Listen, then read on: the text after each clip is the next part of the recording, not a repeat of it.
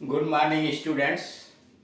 आज हम लोग इस वीडियो के अंतर्गत कुछ नैतिकता से भरे हुए गद्य खंड के विषय में हिंदी में कैसे व्यक्त किए जाते हैं और उसी को अंग्रेजी में कैसे व्यक्त किया जाता है, इस संबंध में जानकारी प्राप्त करेंगे जो हमारे जीवन के लिए एक महत्वपूर्ण अंग होता है।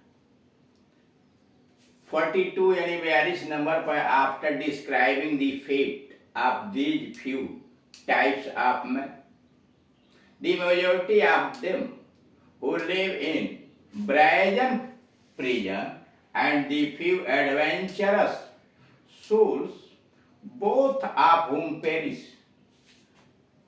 I ask if there is other way out.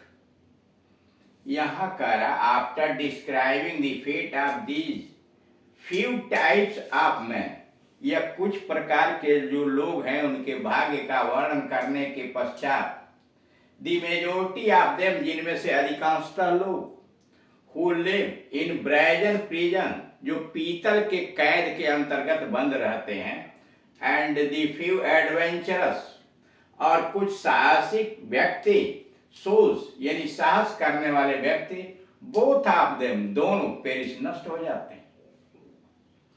I ask if there is other way out, मैं आपसे जानना चाहता हूं कि क्या कोई दूसरा तरीका भी है। यह बात इसलिए समझ में नहीं आएगी कि इसके पहले वाले वीडियोस को जब आप देखेंगे तो उसमें दो बातें आई हुई हैं।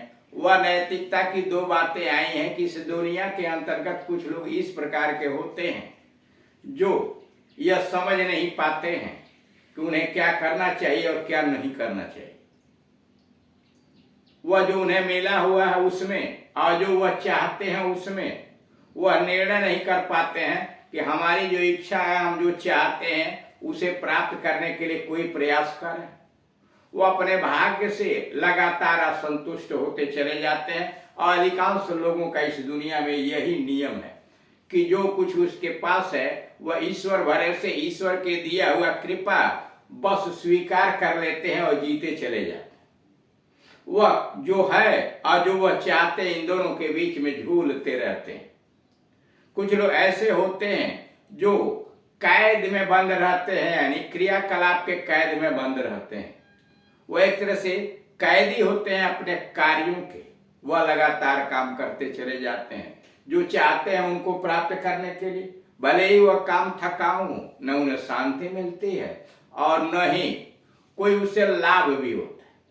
वह एक लगातार निर्दोष रूप से काम करते चले जाते हैं। उन्हें अपने कार्य का कैदी कहा जाता है और अंत में यह काम करते करते वह मर भी जाते हैं, कोई शांति उनको प्राप्त नहीं होती। लेकिन कुछ लोग ऐसे भी होते हैं, दूसरे टाइप्स की बात हो जाए तो पहले वाला, दूसरे टाइप्स के कुछ आत्माएं इस दुनिया में ऐसी होती हैं जो अपने कैद को तोड़ देती हैं, अपने जेल को तोड़ देते हैं और एक अथाह सागर में, विस्तृत सागर में अपने नाव को, अपने जहाज को डाल देते हैं। बिना किसी उद्देश्य के यात्रा पर निकल जाते हैं कि शायद कोई दूसरी दुनिया उनको मिल जाए। उन्हें अभी नहीं पता है कि तूफान कब आता है, तूफान समुद्र में कैसे आता है, कितनी दूरी पर जाना है, किधर जाना, कुछ भी नहीं जानते। हवाओं की गति जो समुद्र को निर्धारित करती उसके विषय में भी कुछ नहीं जानते।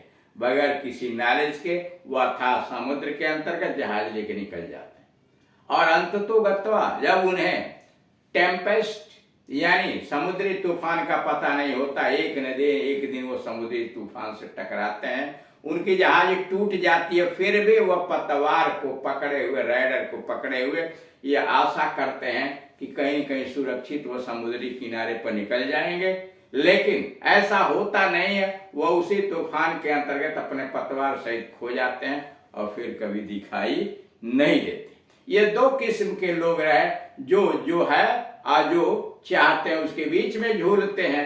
वो अपने भाग्य से सदैव संतुष्ट रहते हैं, कभी न शांति मिलती है न कुछ कर पाते, और दूसरे जो करते भी हैं उनका भी कोई उसका औचित्य नहीं रहता है। उन्हीं दो टाइप्स के लोगों के विषय में यहाँ बात डाली गई है। After describing the fate of these two types of man, the majority of them who live in brazen prison, इन दोनों प्रकार के लोगों के भाग्य का वर्णन करने के बाद अधिकांश लोगों की, इस दुनिया के अधिकांश लोगों जो पीतल के कैद के अंतर्गत, जेल के अंतर्गत निवास करते हैं, and the feed nature soul both, और कुछ जो साहसिक कार्य वाले जो समुद्र में यात्रा पर निकल जाते हैं, यानी कि किसी कार्य को प्राप्त करने के लिए निकल जाते हैं, हूँ आप होम पेरिस, दोनों के दोनों नष्ट हो जाते हैं। I ask if there is other way out. यहाँ लेखक यह पूछ रहा है कि क्या जो है उसी में झूलते रहना अथवा साहस करके अथाह समुद्र में निकल जाना, इन दोनों के अलावा कोई रास्ता नहीं है। Is there no better course to follow, क्या कोई ऐसा रास्ता नहीं है, तरीका नहीं है जिसका हम अनुकरण करें? मैडमैन और बस दो ही है, या तो आदमी पागल हो जाए या गुलाम रहे। गुलाम का मतलब जैसे है वैसे चलने दो, अथवा पागल होकर के किसी क्रियाकलाप में लग जाए, इनके अलावा कुछ नहीं है। तो मस्ट मैन बी वन, दोनों तो एक ही हो, दोनों में कोई अंतर नहीं है। पागल आदमी के अंतर्गत और गुलाम के अंतर्गत कोई अंतर नहीं हो।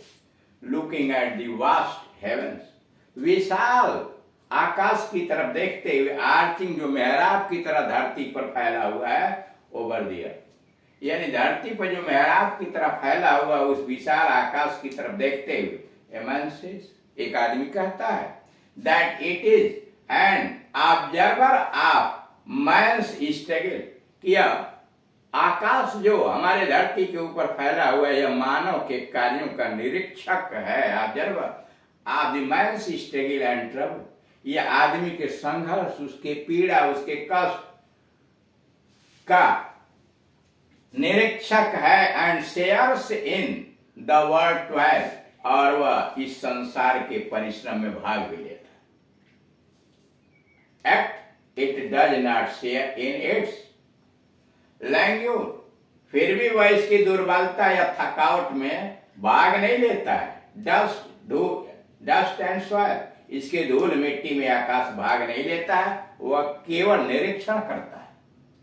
It does not retain a thing of pain felt by the mankind, मानव जात के द्वारा जो पीड़ा या बर्दाश्त की जाती है उसका एक अंश भी उसके ऊपर नहीं आता, वह उसके ऊपर फर्क नहीं पड़ता।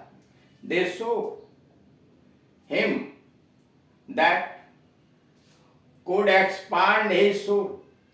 They show him, यह बातें प्रकट करती हैं उसे, that could expand his soul, जो उसकी आत्मा को विस्तृत कर सकती है, and make it limitless, और अनंत असीम बना सकती है, and unaffected by the passions, trials, और जज्बातों के द्वारा या उसके संवेगों से अप्रभावित बना सकती है, परिश्रम से अप्रभावित, and dust of earthly life, और सांसारिक जीवन की इस धूल मिट्टी से उसे दूर बना सकती है। In spite of limitations of earthly life, इस धरती के जीवन के एक सीमित व्यवस्था के बावजूद, man can do something noble, आदमी कोई श्रेष्ठ कार्य कर सकता है।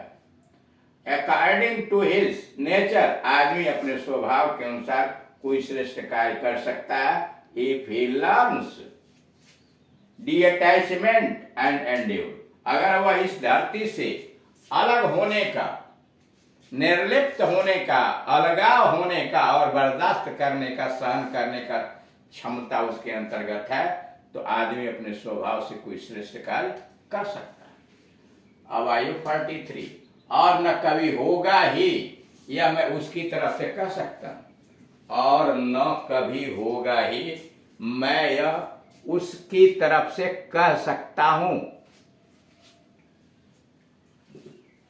Nor ever will I dare answer for him, और न कभी होगा ही, यह मैं उसकी तरफ से कह सकता हूं। Nor ever will I dare answer for him, उससे क्या होता है? नो मैटर, उससे क्या होता है? नो मैटर, उसे विद्या के द्वारा आजीविका नहीं कमानी है। Is not to live by his learning, उसे विद्या के द्वारा आजीविका नहीं कमानी, मतलब रोजी रोटी नहीं कमानी है।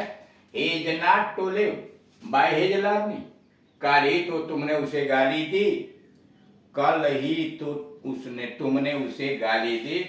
It was but yesterday he abused you, कल ही तो उसने तुमको गाली दी। इट वॉज बट स्टार्ड, कल ही तो it was but yesterday he abused you. वह अंग्रेजी पढ़ेगा, यह तो ऐसा है जैसे बिल्ली सितार बजाए। वह अंग्रेजी पढ़ेगा, यह तो ऐसा है जैसे बिल्ली सितार बजाए। English for him, exclamatory sentence में ले जाएंगे। English for him a cat and fiddle, एक कैट एंड फिडल, एक बिल्ली और सितार बजाए। क्या तुम मेरे पास कुछ देर नहीं बैठोगे? ओंट you give me a little of your company, क्या तुम मेरे पास कुछ देर नहीं बैठोगे? ओंट you give me a little of your company, मैं आपका तात्पर्य नहीं समझा। I don't comprehend your meaning, मैं आपका तात्पर्य नहीं समझा। I don't comprehend your meaning. हमारा मिलन इतना औपचारिक और व्यवहारिक होगा कि मित्रता व विवाह की आशा ही नहीं रहेगी। हमारा मिलन इतना औपचारिक और व्यवहारिक होगा कि मित्रता या विवाह की आशा ही नहीं रहेगी। और meeting will be so formal, औपचारिक, and so like a thing of business. Our meeting will be so formal and so like a thing of business that I shall find no room, कोई आशा नहीं रहेगी। I shall find no room for friendship और esteem, friendship मित्रता का, esteem सम्मान का, यानी शादी विवाह की कोई आशा नहीं रहेगी। तो इस प्रकार से आपने देखा कुछ नैतिक वाक्य और कुछ नैतिक वैसेस के अंतर्गत किस प्रकार से दैनिक जीवन या आदमी के जीवन से संबंधित बातों को यहाँ प्रस्तुत किया गया। Thank you.